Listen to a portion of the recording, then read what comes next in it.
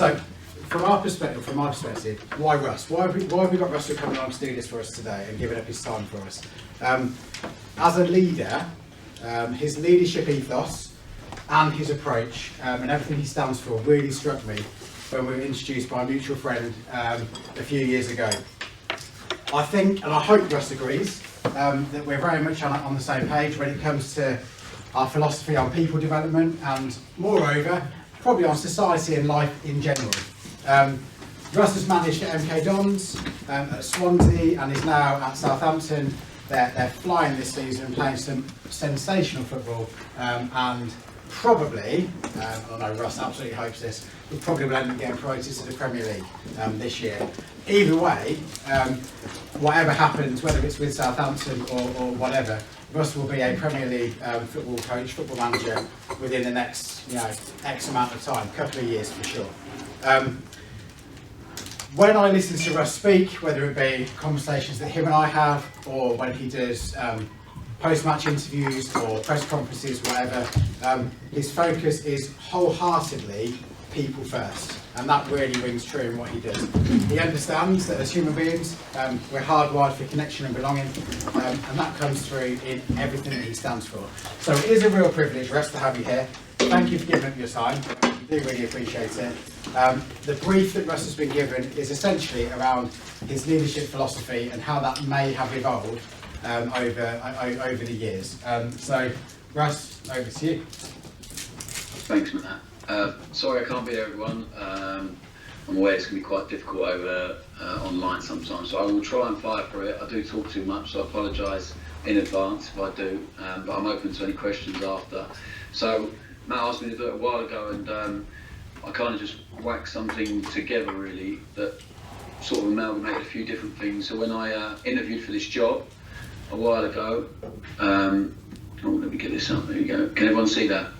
Yeah, that's it. Yeah. You've got that. So when I interviewed for the job a while ago, I was asked to give a brief about myself and my leadership philosophy. So I used some of the stuff in there, and just some of the stuff that I wish I'd known 4 years ago when I became a manager. So this was me as a player. I was really fortunate to have 17 years as a professional. I came through non-league at 18 and signed for Wycombe Wanderers on trial for 4 weeks and ended up staying there 4 years. And I was captain of every club I played for, apart from a brief stint at Walsall, which didn't go very well. And that was my first foray into coaching. And I left because I didn't like it. I didn't like the ethos and it didn't align with myself. So I didn't spend very long there. So I went to MK Dons as a player at 32, legs were fading, and the manager got sacked, and the chairman gave me the job because of my relationship with the people there. So my relationship with the staff, they really wanted me to have the job. How I spoke to everyone there, from the cleaner to the kitchen porter to the hotel staff at the stadium, he wanted me to have the job based on that. And he asked me to take over, so I was 33 years old. I felt as prepared as I could be. I'd done all my coaching badges up until that point, because I knew I wanted to be a manager very early on. And as a captain in every team I played for, I found myself trying to take on that role a lot, because football is a really brutal industry, and the leaders and managers I had on the whole could be really very brutal. And so I ended up dealing with a lot with the players, of trying to help them and manage them for the manager, really, for the leader, who a lot of the time in my career, really inconsistent, really based on outcome. If we win, he treated everyone properly, or they treated people really well. If we lost, wouldn't look you in the eye, would come in, not say hello. The tension in the environment for a week till the next game was really, really tough. So throughout my career, I found that I ended up writing so much stuff down, sessions, a lot of stuff around leadership conversations, and I sort of realised, without any disrespect to anyone, so I had a great time for a few years in my career, not enough, but without being disrespectful, it didn't really align with me and what I found was important, or how I wanted to be treated. So I learned a lot of what not to do when I played. And the thing I came to when I was doing my coaching badges and my pro licence, I did it when I was 30, which is like the highest coaching qualification you can get, which a lot of people wait till they finish playing, but I knew I wanted to do this. They asked me for a quote.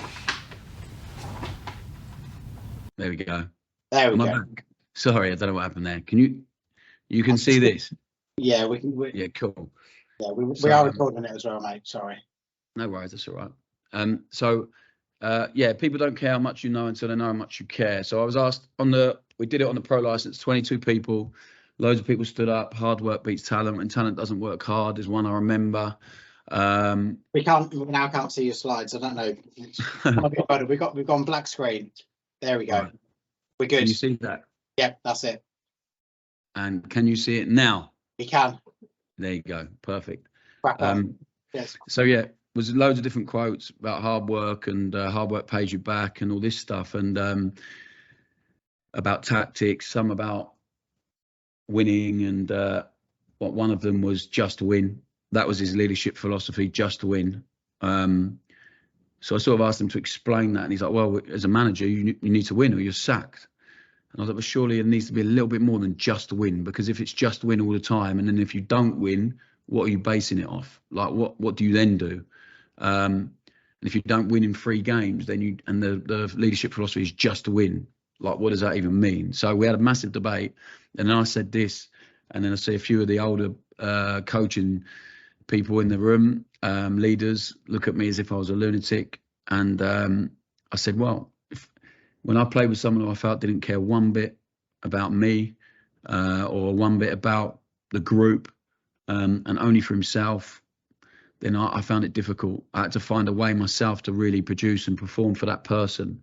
And the best few years in my career I had 5 promotions in my career, 2 relegations, but 3 of them years were amazing because I really bought into the leader, felt like he really cared about us, and we just had amazing momentum and energy because of him and his clear vision. And probably the only time I felt that in my career. So we had really good people, really good purpose and energy from the leader, and clarity in that. The process was pretty flawed because it would change a lot, and again was a bit emotional, but because of him and his energy and how much he cared, and he was early on in his career at that point, we just really flew, and it was amazing. So for me, this is really what it comes down to, about caring in an environment where, in a game where you're probably 3 or 4 games away from the sack all the time, but to try and create that environment about people understand that I care about them and what they do and how they develop. And then when I break it down to the Simon Sinek stuff, really about, start with why, the why, how and what. For me, it means the why is the purpose, the agreed vision of us. So when I took the job, I needed to agree the vision with the owners of the club. And then I need to agree the vision with the players when I first came in. Then the how is like working out the people in the building, the environment and the culture, about what they bring, how to utilize them effectively, how to make them understand what we want from them, how to convince them it's the right thing for them and for us. And then it comes down to the consistent action after that, the process in a game that lacks consistency in any shape or form, really, in terms of 1 week, the supporters, how they feel about the team because you've won or performed brilliantly, and then maybe you lose but still perform brilliantly. The whole feeling changes. The owners the same, the people around the place. So we inherited a culture here where for 4.5 years people are sort of self-preservation, really, looking after themselves, no real idea of a family or growth or looking after each other. Felt really difficult after relegation from the Premier League. I kind of expected a little bit of that, but was really surprised by the size of that. The players got dressed in 2 different dressing rooms, one group for predominantly British guys and the other one for mainly foreign players. No unity at all. So really lacking in the environment and culture, but really lacking in like any form of process. 3 different managers, all completely different personalities, different beliefs on the game.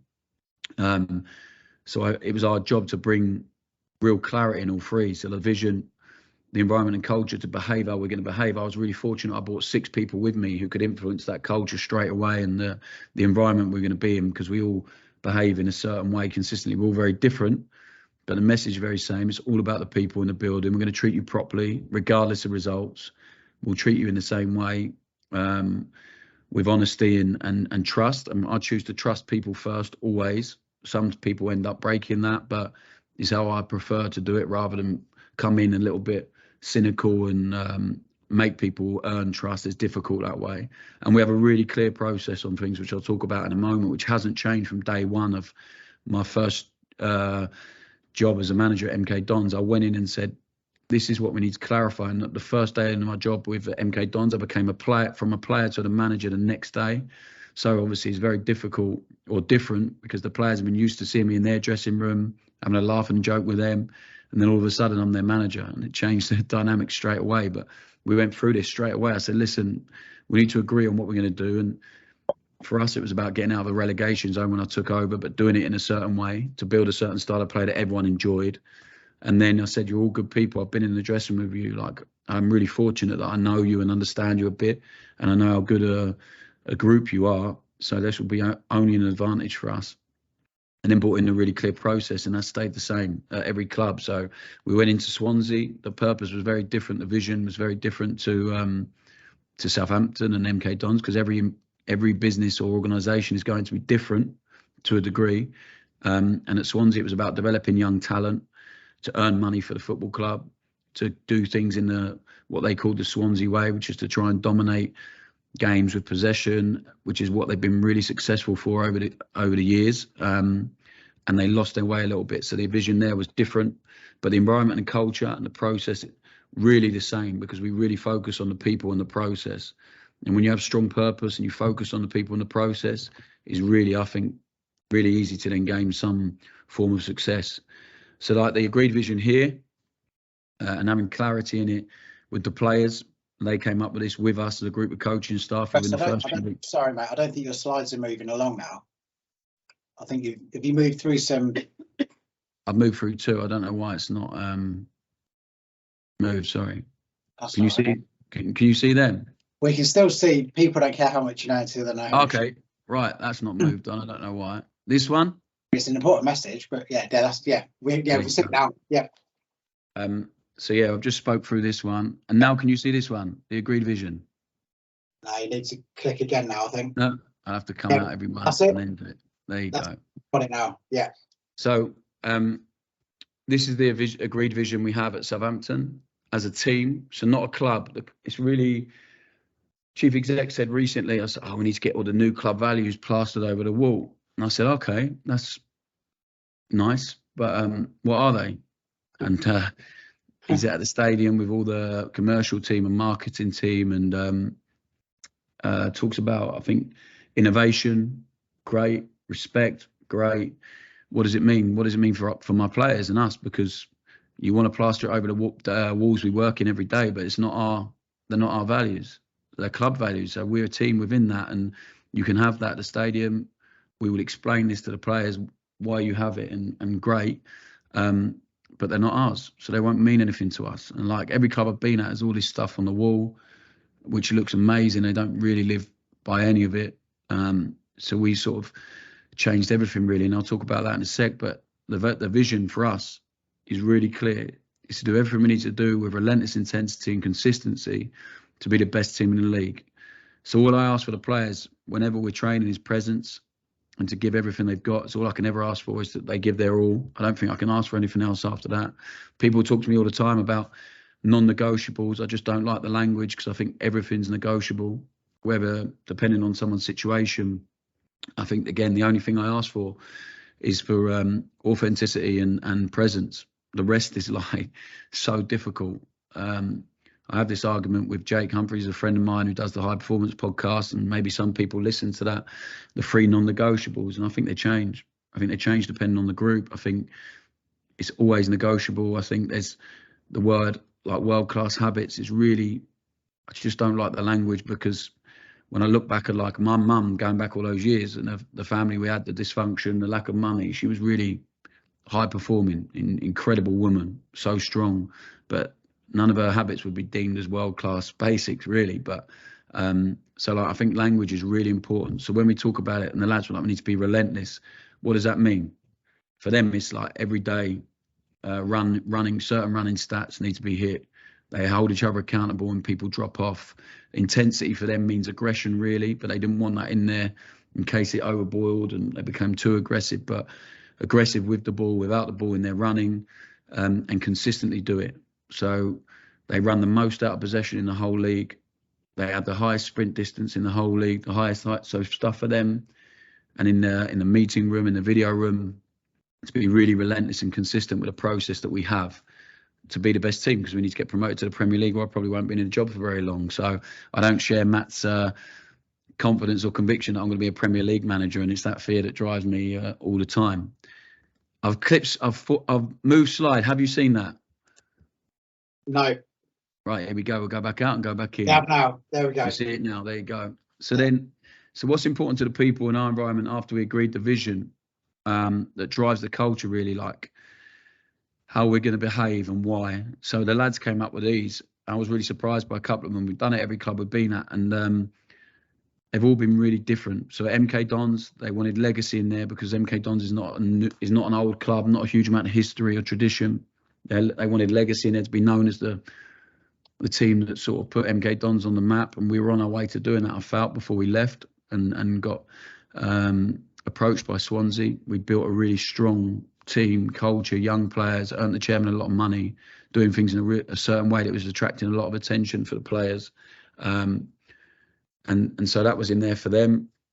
And now we're a club where they put freedom in there, which I found so interesting as a value, because they felt for 3-4 years, some of them that had been there that long, they had none anymore. They had no freedom to be themselves, to express themselves on the pitch. They felt they'd become a bit robotic with each other, with themselves, not willing to be vulnerable, lacked emotion. So the freedom bit was really interesting, because when they started talking about it, a couple of the guys in the group, the rest were like, oh yeah, that's how I feel. So they wanted that in there, and the freedom on the pitch within a structure to be able to make mistakes, to be vulnerable, to try and do certain things, which I found really incredible. So they put that in. Family, they want to become more of a family and look after each other. We had a really tricky period this year of 4 games.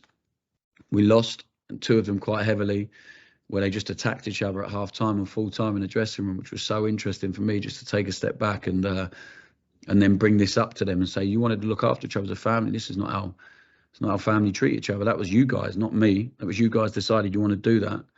So let's talk about it properly. And we did, and we had some amazing discussions on the back of it.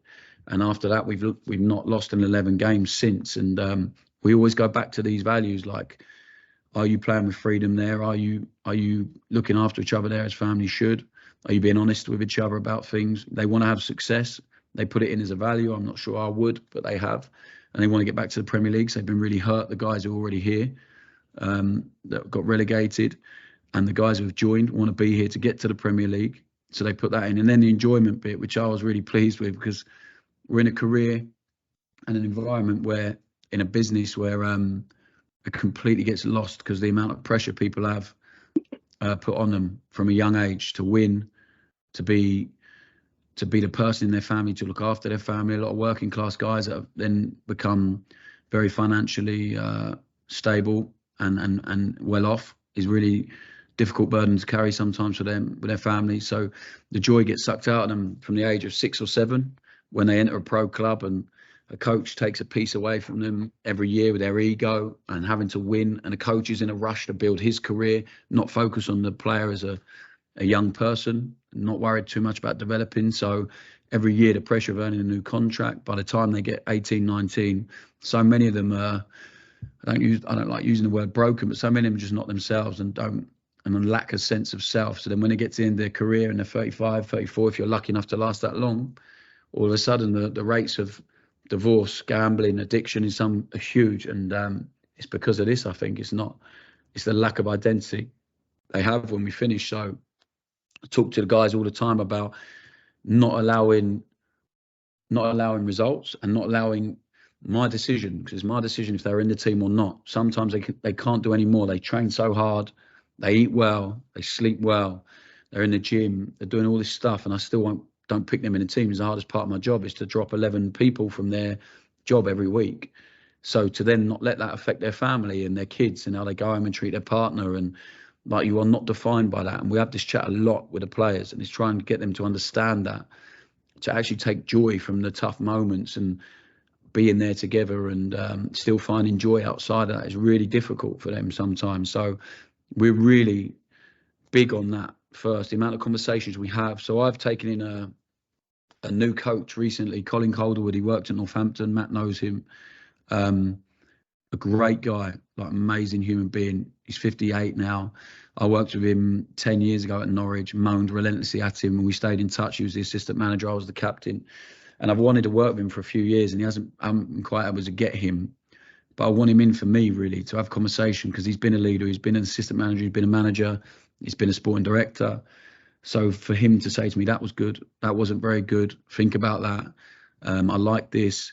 But he's been shocked by the amount of conversation we have with the players, one-to-one, small groups, unit meetings, individual meetings. He's been taken back by it, and he thought maybe it was too much for the players. But actually, after 3 or 4 weeks here, he's like, actually, this is how it should be, because of the way you guys choose to lead. And we bring everything back to these values all the time, because it's important.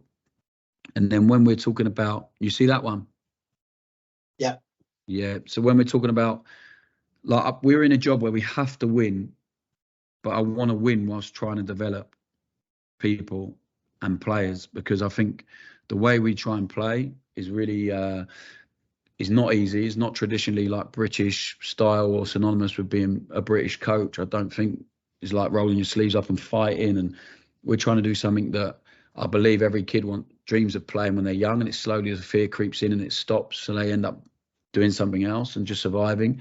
I think we're trying to do something where they're going to thrive and be the best version of themselves. I really believe that. And so when we're coaching a session, when we're planning this session, when we're talking about what coach is going to take care of this player individually, with their extras on the training pitch, with their individual analysis, it all comes back to these things like connection with the player, connecting them to us as a group of staff, connecting them to the purpose and the vision of the team, connecting them to their role in the team, making them understand.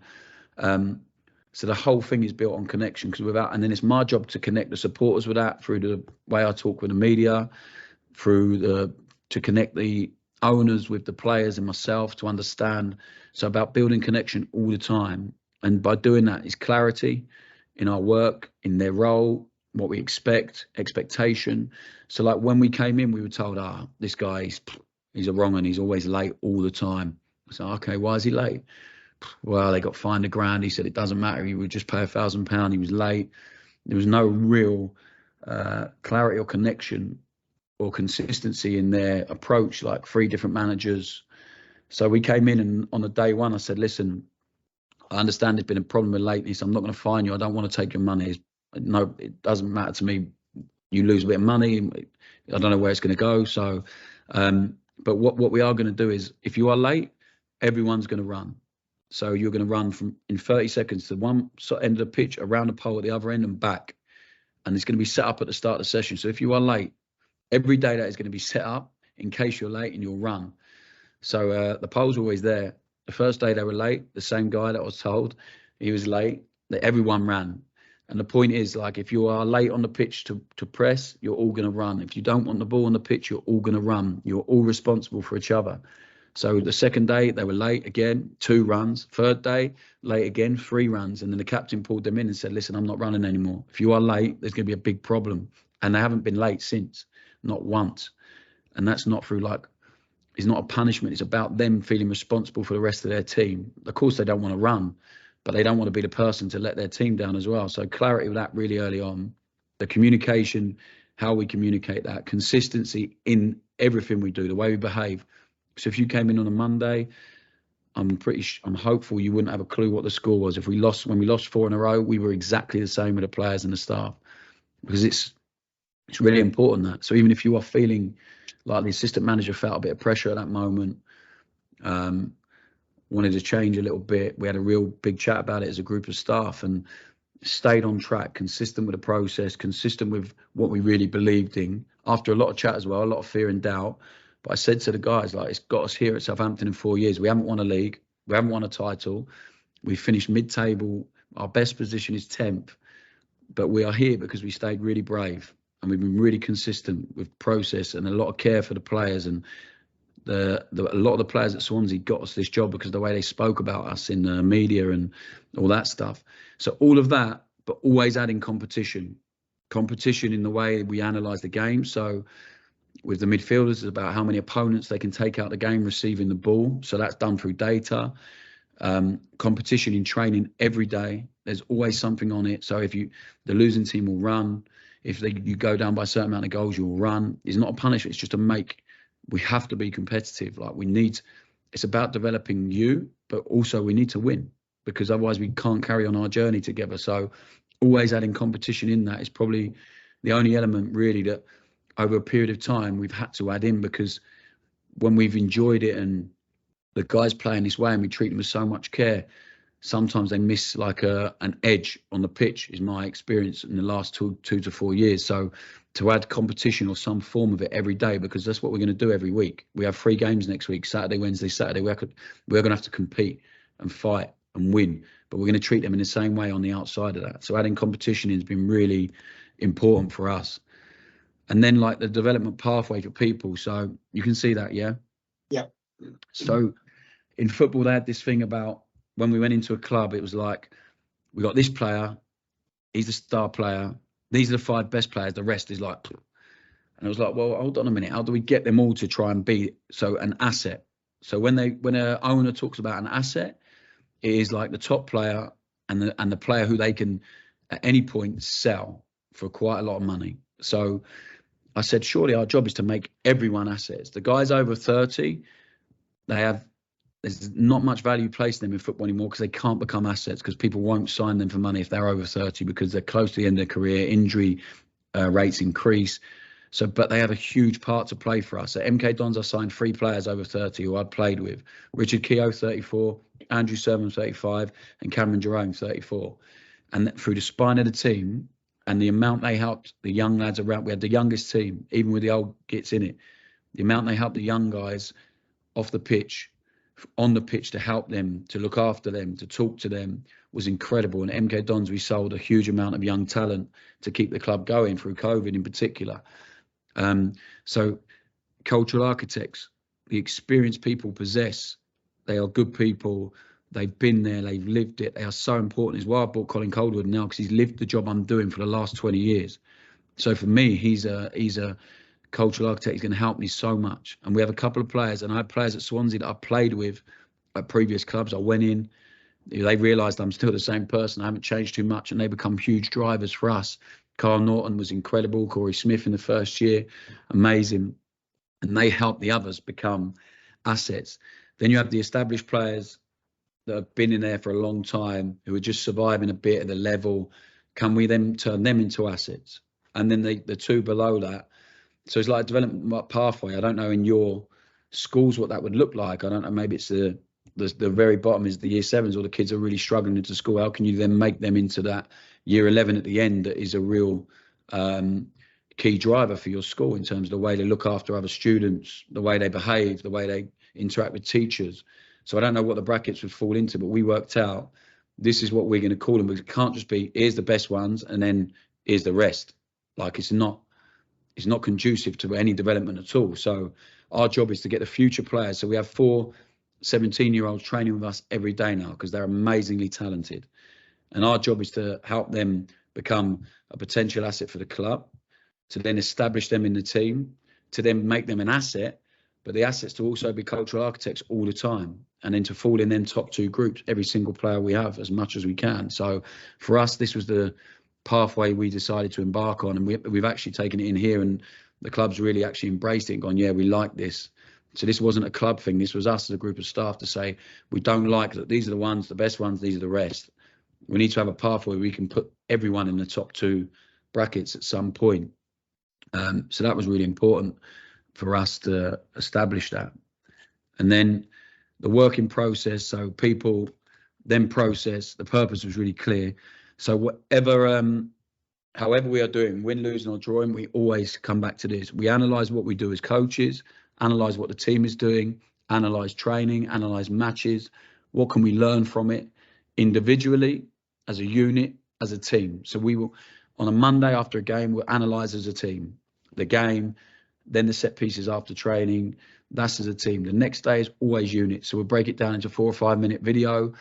The lads will be really interactive in that, ask a lot of questions, get a lot of feedback from them to try and learn as a unit. And then as an individual, we'll then do individual clips. So I take the defenders and the holding midfielders, the assistant manager takes the attackers, and then the transition coach will take the young players for their clips if they've come off the bench or they're playing for the 21s. So we always learn, and then we'll practice properly. My career was spent Monday to Friday, like ticking over, really, never preparing me for what was to come on a Saturday, maybe an hour on a Friday, a bit tactical. The rest was like small-sided games, no real purpose to anything, or that was relevant to improve me or help me on a Saturday. I found from my career, 18 to 35, I played in positions I never played in as a kid, so I had to learn them myself, and coach myself. And I was really fortunate. I had some older players to play against in training and to work with who had been there and done it. But I never practiced properly. So we try and put them in a position of Monday to Friday where they make a lot of mistakes, to make it as tough as possible, to be vulnerable together, to try and learn together. And so Saturdays should be the time where they feel like it's just intuition, and is the easiest time, because then they have to go and perform, and then we'll analyze again. So it's always for us the same process. And then, like, when we're talking about the game model, what does it look like? The language we use to eventually win, what becomes really important after the layers. So as a team, the values at the bottom. As a team, what we talk about a lot, the structure, territory, where we are on the pitch, the detail with the ball, in possession, the connection in the team, in distances, then refining that into build up and ball speed in the unit meetings, positional discipline. So all the language we use to win, but whatever games we play are analysed on them two things always. Because when we don't have the courage, none of this matters. When we don't have the courage to play and be the team we want to be wherever we go, and then the intensity to do it, the aggression to go and produce it and to play. So this language is on the wall for the players. It's put on the TV in the dressing room all the time, on their clips, with the language at the bottom, just like subliminal messages, I guess, but to make them understand what is important to us all the time, for us to win and win in our way and play the game on our terms. And then, like in the leadership, of course, there's negatives to everything. I love my job, but I work with brilliant people. I get to experience so many amazing highs and give stick to some Cardiff fans on Saturday when we win, because they give me a beautiful game. It's a nice, like, these moments are good. I get to travel. I get to win and celebrate success with people I love, which is amazing.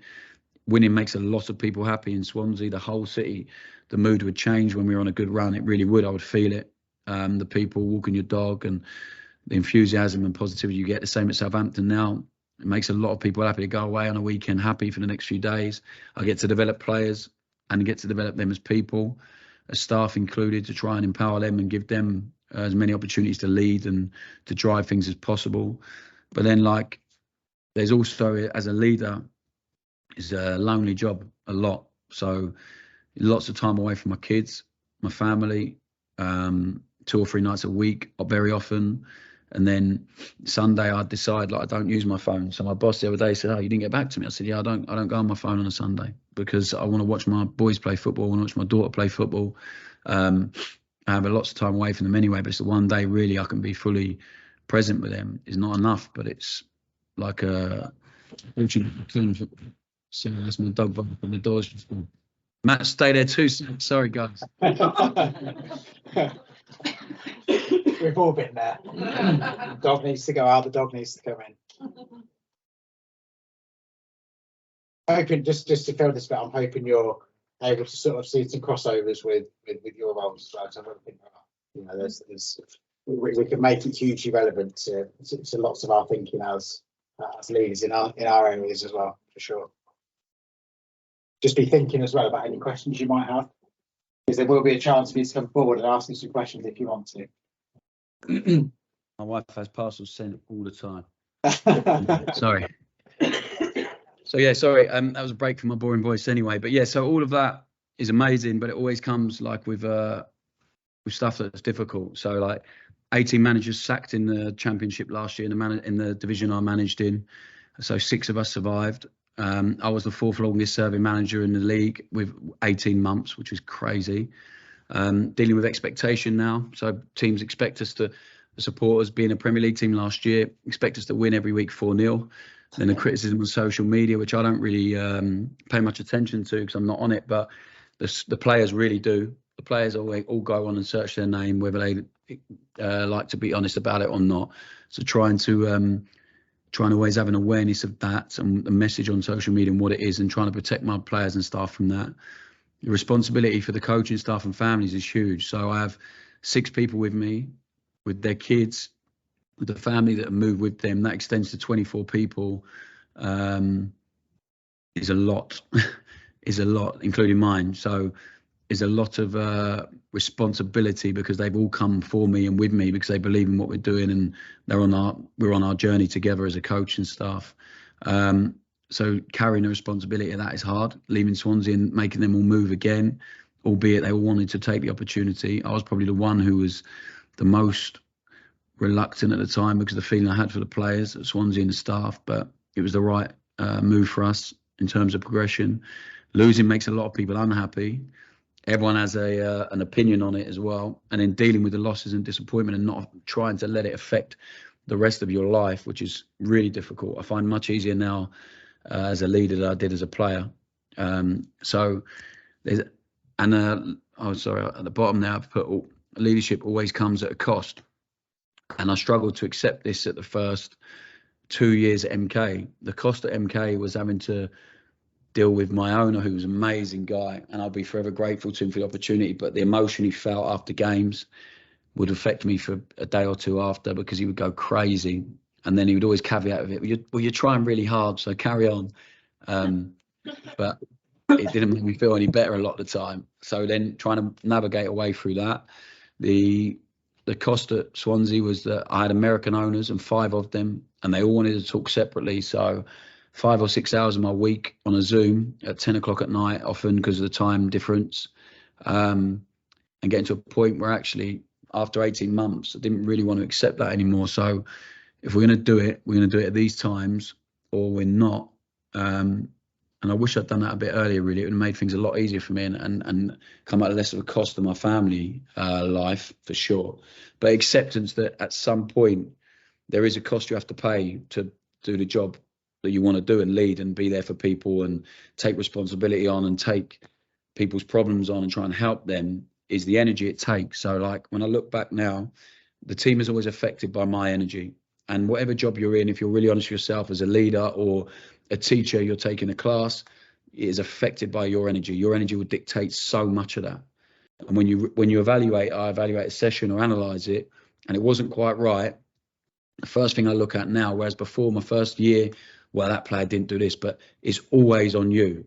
The responsibility is always on you. If they're not doing something that you want them to do, is your job. You have to look at yourself first. And I think you have to accept that rather than looking outward and always. And then if you go, actually, my energy was good, I felt like I got these points in, then maybe there is another problem. Maybe the player's not in the right frame of mind. Why is that? Let's go and have a chat. And that's why I talk about everything's negotiable all the time, because these guys have a lot to deal with, a lot in their lives, a lot of issues. So some days, if they're not quite there in terms of working really hard, like that is negotiable. Because actually last night, Gaffer, I didn't sleep because the baby was up for 5 hours, is poorly, my wife's struggling, she's feeling a bit depressed since she's had a baby. Like everything is negotiable all the time. So let's have a chat about that. But always first, look at myself. And then I won't bore you with these videos, but this was just, guys, this helped me get the job because the way the players spoke about us, about Swansea. So I'll probably just play one, actually, if that's all right. It's Big Ben, because when I came in, the guy on the right, the number 5, I was told he can't play football. He's never going to play for you. We need to sell him. He's a brilliant player. He's done great. He's a beast. He's a warrior, but he cannot. There's no artist in him. So we always talk about warrior and artist when we're talking about players. What are they first? If we had to give them free, like warrior artist, what would you give them on a score? And Ben had no artistry in him from any of the coaches that were already there. And by the time we left, he did amazing things with the football because he was so brave and so willing to be vulnerable. Adjustments to your game. What about his man management style?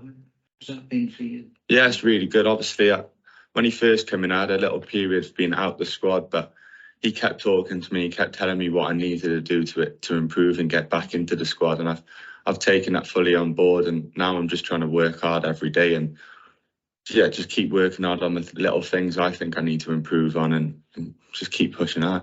He seems very calm when he's in here, and the clips we've seen of him recently in the dressing room is very calm. Is he always like that? Yeah, he is calm. He's just open, and the way he talks he's so open about everything, and just honest as well, which always helps. When a manager's honest, you know what he wants, and you know what you need to do to improve and get into the squad. The club need to keep him here, don't they? Yeah, I fully believe so. I think another season with him, another pre-season working on the little things we need to, we can go places. So the only lie he told there was that I'm calm all the time, because I'm not. But I try to be for the players a lot. But Ben was so interesting, because I spoke to him and he didn't play for me for the first 3 months. And I said, listen, you are going to get there, but we need a lot of work, and you need to be ready to work every day, extra on the training pitch. You're going to make a lot of mistakes, mate. You're going to have a lot of people telling you can't do this, but you can, and I'll help you. And when you make mistakes, I will 100% is on me, not on you, because you're being asked to do something so different. You've been put in a box like this is going to be you for the next 15 years. You're going to head it, you're going to kick, you're going to be a warrior, but you can't play football. I said, it's not enough. You want to captain your country, you want to play for Wales. By the end, we got him in the Wales squad. He was in the World Cup squad. He's an amazing, amazing boy. I'm still in touch with him now. I'm still in touch with all these guys on there, which the opposition, with the manager that replaced me, who's just gone, actually really couldn't understand. I got a phone call from him saying, stop speaking to my players, you're trying to poach them. I said, no, I'm not taking any of them. We have a really good relationship. So they asked me for a bit of advice, I will give it to them. And not one part of me saying, don't listen to the manager. I'm saying you have to listen to the managers.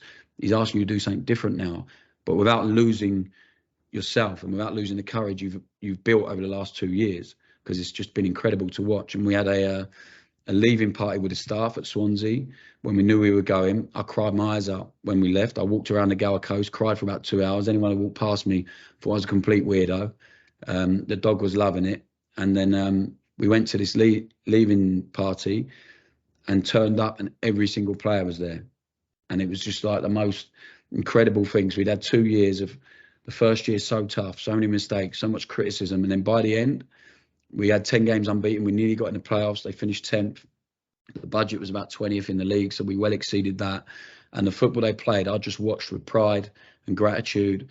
And we had some amazing moments together, some really incredible moments. And for them to all turn up and then to have the relationship still with them now is the most important bit. I really believe that. And like when my old PE teacher came to my game on Saturday, he's a Cardiff fan, he's from Wales, unfortunately for him.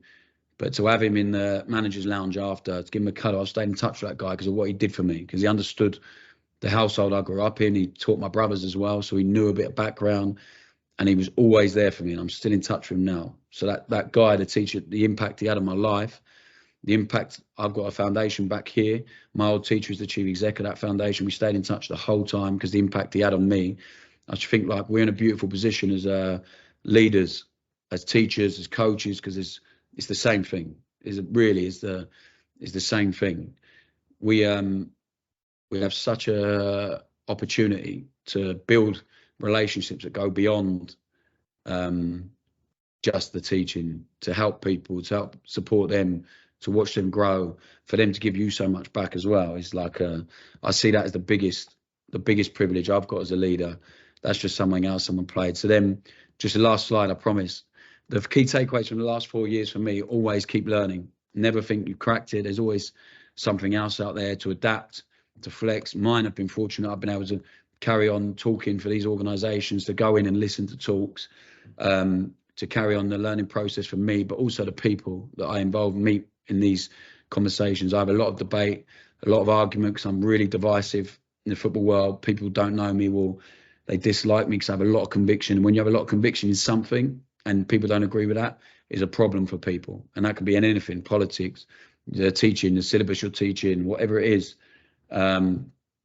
It can be really difficult to keep learning, to keep growing, to keep trying without losing what you're about and having conviction in it. The self-awareness of the leader is so important. I've worked with managers who had none. I've worked with leaders who had none, and I've worked with some who had amazing self-awareness, who knew what their weaknesses were and had people to help them fill them weaknesses. They knew their strengths and they would play to them unbelievably well. Like, I know one of my strengths is communication. I know one of my weaknesses is over communication with the players, because I enjoy it so much, the interaction, and also being a weakness is being too honest with them at certain times when maybe the conversation can wait. So a strength of mine is I'll hit things head on, but it's also a big weakness. I don't really let things go for a few days and maybe let's see how we can. I just go straight to it, because short-term pain for me to have that conversation is always better than the long-term pain. But I'm really aware some of my biggest strengths can be my biggest weaknesses. I feel things a lot. So when the players, they know that sometimes, and the burden they carry of that, of what I'm feeling sometimes, is heavy for them. So clear vision, I've gone big from the off. I've gone like, what's the utopia for me? How do I get there? What can I flex on to get there? But I've just gone for it, and it's led to me being here, and not compromising on it, although being flexible within it. Be patient and don't be in a rush. I think I've left 2 clubs after 2 years because of the opportunity we had, and I felt like we earned it and we had to take it. But I've never been in a rush. I've led at both clubs as if I'm going to be there for 10 years. Focus on the young guys, the young coaches, try and help them, and say to them, don't be in a rush. In our environment, I don't know what it's like in schools, but the under 11s coach wants to be the under 12s coach. The under 12s coach wants to be the under 16s coach. The under 16s coach wants to be the under 21s coach. The under 21s coach wants to be in the first team. It's the same I've always seen in football, because there's not enough value from clubs placed in these people. They don't pay them enough money, so they want to work up the ladder quickly. The best club, the most well-run club at the moment, in my opinion, is Brighton. I live here.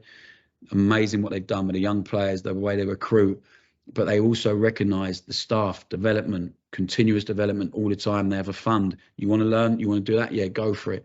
Make people feel really valued as a leader, and make sure they're not in a rush. Help them get to where they want to get to, because if they get there too quickly, it never lasts very long.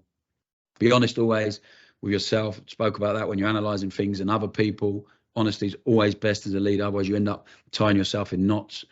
I always choose to be honest, but with empathy, and to not be brutal, because the environment I'm in is brutal enough. Make so many mistakes and learn from them, but I'm really willing to make mistakes all the time, to try crazy stuff on the pitch, off the pitch. Some of it works amazingly, you can carry on. Some of it's like, well, I'm never trying that again, but I'm always willing to do it and to try and learn from it. And then, like in any leader, I think you have to just be yourself. Just be yourself. I think authenticity is so powerful. The one thing I think when I talk to the people who do the High Performance podcast, like the one thing that I would value in someone more than anything is authenticity, and standing up for what you believe in, and being you at all times, and not relenting from that. I think it's the one thing I've learned. I've tried to, and people talk about influencing key stakeholders and all this stuff. Of course, there's a bit of that, but at times I've gone too far and gone, okay, yeah, that's, without being really authentic. And then the last year at Swansea's really authentic with the players, with the owners, and it's led to me being here, and I'm carrying on that path. So we had a recruitment meeting yesterday. We've got another one after this. Some awkward moments, because I give my opinion, and I have to be strong with that and have conviction in that, because ultimately I'm the guy that's going to lose my job if we don't recruit the right people. And they want to go for talent first. I want to go for character first, always. So you can be the most talented person, but if the character's not quite there, and I speak to a few people and find out, listen, he can be lazy, he's a bit deceitful, he's a bit two-faced. Like, come on, let's get the player who's not quite as good, still really talented, but much better character. We'll get more out of him over the long run. And then, like, the quote I would leave with is, people forget what you said, they'll forget what you did, but they'll never forget how you made them feel. So, like, talking about my PE teachers then, I can't remember one real given moment, but I remember how he made me feel and how I feel about him. And I hope it's the same for me. I still speak to players from MK now. They ring me, they want to come in and watch training, and they ask my opinion. And I hope it's because how I made them feel, how we made them feel when they were with us, I think is the most important bit. So even in a school environment, I can't remember what my history teacher taught me, Miss Mulholland, but what an amazing person, incredible person. I bumped into her in the park a few weeks ago. We had an amazing chat, went for a coffee. I told her the impact she had on me. It was a beautiful conversation, and she's still teaching. She's amazing. And she's getting on a bit now, bless her, but incredible woman. And so, yeah, I think we have an opportunity to make people feel really something different and to be different. And I know Matt's embarking on something different in the way he's doing things, and I've got amazing appreciation for how tough that can be. So hopefully I haven't bored you too much. I will get off the slide now and stop presenting.